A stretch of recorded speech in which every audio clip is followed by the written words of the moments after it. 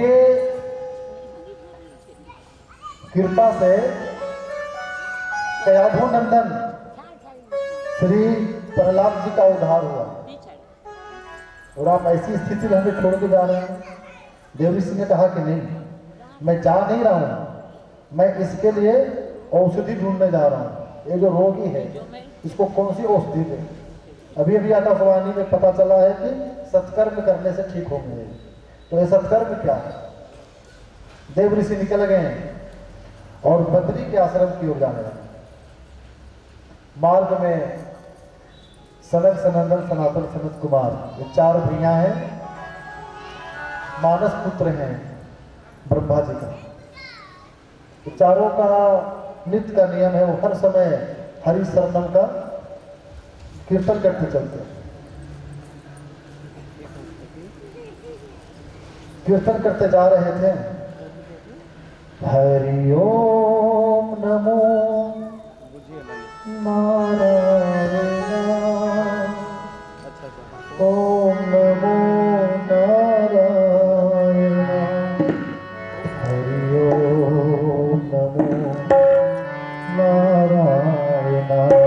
हरि ओम नारायण, हरि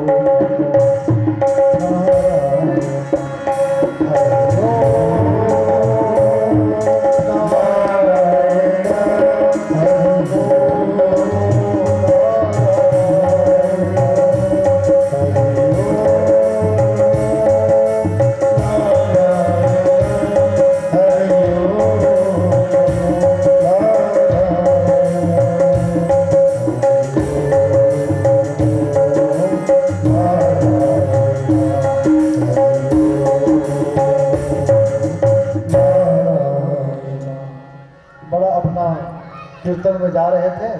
उसी समय देव ऋषि नारद जी को देखा और जैसे ही नारद जी सामने आए तो नारद जी ने प्रणाम किया और कहा कि महाराज,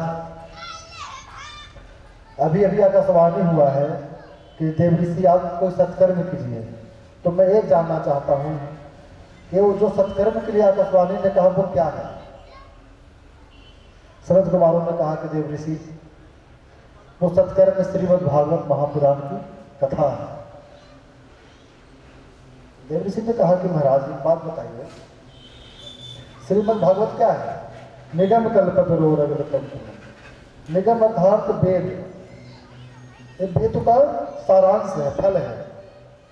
तो वेद मैंने पूरी वेद सुना दिया, उससे उद्धार नहीं हुआ, तो सिर्फ भागवत सुनाने से क्या हो जाएगी? तब ऋषि कुमारों ने कहा, सनक सनंदन जी ने, कि देव ऋषि, आम का पेड़ से ही आम का फल आता है। तो जब पता चल जाए कि आम के पेड़ से ही आम का फल आता है और आम का फल इतना रसदार मीठा है, तो आम की डाली कितना मीठा होगा। और अगर व्यक्ति कुछ सोच के आम की डाली चूसने लगे तो मुंह तो मीठा नहीं होगा, उल्टा और दांत टूट जाए, क्योंकि आम से ही आम का फल आया है। पर फल में जो मिठास होता है वो वृक्ष में नहीं होता। उसी तरह ये वेद शास्त्र उपनिषद जो भी हैं उनका निचोड़ है श्रीमद् भागवत। पंचम वेद निराला, आरती में गा रहे हैं, तो पंचमा वेद है, इसलिए ये सार है, सारे वेद पुराण का सारांश है। इसलिए इनको निगम रूपी जो फल है श्रीमद् भागवत रूपी, उनको सुनाइए, तब ज्ञान मेरा का उद्धार होगा। तो देव ऋषि ने कहा कि महाराज कहाँ जाएं, हम भी फक्कड़ बाबा, आप भी फक्कड़ बाबा हैं, इसलिए आप कृपा करके आप ही सुना दीजिए। सनत कुमारों ने कहा कि ठीक है देव ऋषि, पर हम वृंदावन नहीं जाएंगे, थोड़ा मैं नीचे आ जाता हूँ बद्रीनाथ से और थोड़ा आप आगे आ जाइए। बीच का जो भूमि है उसका नाम है हरिद्वार। हरिद्वार से सीधा वृंदावन जितनी दूरी पे है उतना ही दूरी पे बद्रीनाथ, बद्री का आश्रम है लगभग। तो देव ऋषि ने कहा कि ठीक, सबको लेकर हरिद्वार आए। हरिद्वार कनखल में एक बट के पेड़ के नीचे सनत कुमारों को आसन लगाया गया, व्यास गद्दी बनाई गई और देव ऋषि नारद ज्ञान भक्ति वैराग के लिए उनके निमित्त मुख्य श्रोता बनकर बैठ गए श्रवण करने के लिए। जब ऋषि महर्षियों को पता चला, बड़े बड़े संतों को पता चला कि सनत कुमार के श्री मुख से श्रीमद् भागवत कथा हो रही है हरिद्वार में, तो सारे लोग दौड़ के आए, भीड़ हो गई, बहुत सारे बड़े बड़े ज्ञानी, बड़े बड़े अमलात्मा महात्मा पधारे हैं और सनत कुमार कथा श्रवण करवा गए। जैसे ही सनत कुमार व्यास मंच पे आसीन होकर जैसे ही उन्होंने जयकारा लगवाया कि बोलिए वृंदावन बिहारी लाल की जय, भागवत महापुराण की जय। कुछ लोग हाथ उठा रहे हैं और कुछ लोग हाथ नहीं उठा रहे हैं। और हम लोगों की आदत है कि गला गर्म होने में 1 घंटा लग जाता है। सभी लोग पालथी मार के बैठ गए। कथा श्रवण करने का भी कुछ नियम है। अभी कुछ पीछे बैठे हैं कुछ लोग, जिस आसन पे आप बैठे हैं उस आसन का नाम है दरिद्रासन। अगर इंद्र भी वैसा बैठे तो भी दरिद्र हो जाए। इस आसन को बोलते हैं दरिद्रासन। ऐसे कभी नहीं बैठना चाहिए। तो सनत कुमारों ने जैसे ही जय घोष किया, ज्ञान वैराग उठकर खड़े हो गए। देखिए महाराज कितनी पावरफुल एक ग्रंथ है। हम तो ग्रंथ कह रहे हैं, वो तो साक्षात श्री कृष्ण, श्रीमद् भागवत साक्षात कृष्ण ही भाई। पर इनका एक शर्त है, जो गाएगा वो पाएगा। एक बहुत ही बड़ी बात है कि हरिद्वार में सत्संग हो रहा है भागवत की कथा, और ये पहुंचे, उनकी आवाज वृंदावन में पहुंचा, जय घोष की, तो वृंदावन से उठकर खड़े हो गए ज्ञान वैराग और भक्ति देवी को लेकर के पहुंच गए। कहाँ? हरिद्वार। इससे एक बात पता चलता है कि भागवत जी की कथा कामना पूर्ति के लिए नहीं सुननी चाहिए, क्योंकि कामना तो था वो पूर्ण हो गया सिर्फ जय घोष मात्र से।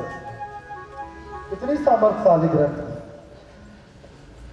अकामः सर्वे कामो वा मोक्ष काम उदारधि तीव्रेण भक्ति योगेन अजेतः पुरुषं परम्। ऐसे तो कामना भी पूर्ति करती है। अकामः सर्वे कामो वा, कोई कामना लेके आए या बिना कामना से बैठे, और कामना वाले को भागा का सौदा होता है, क्योंकि आप वही कामना रखेंगे जो आपका मन बुद्धि जहां तक पहुंच सकता है, उससे ज्यादा नहीं।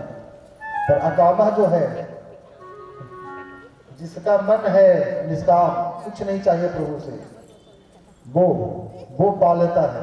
क्योंकि ठाकुर जी जब देंगे तो अपने हिसाब से देंगे। एक छोटा सा एग्जाम्पल दे रहा हूं।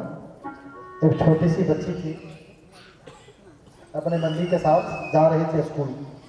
तो स्कूल बस जब जाने लगी तो स्कूल बस थोड़ी देर पे था, तब तक माता जी ने सोचा कि तब तक राशन का सामान दुकान से कुछ ले लें।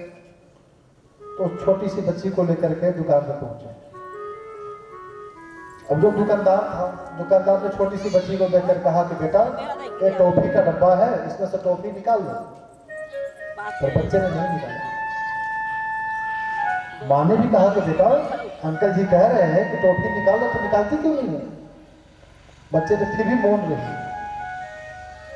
कुछ देर के बाद दुकानदार ने ही टॉफी का ढक्कन खोला और भर मुट्ठी टॉफी उस बच्चे को देने लगे।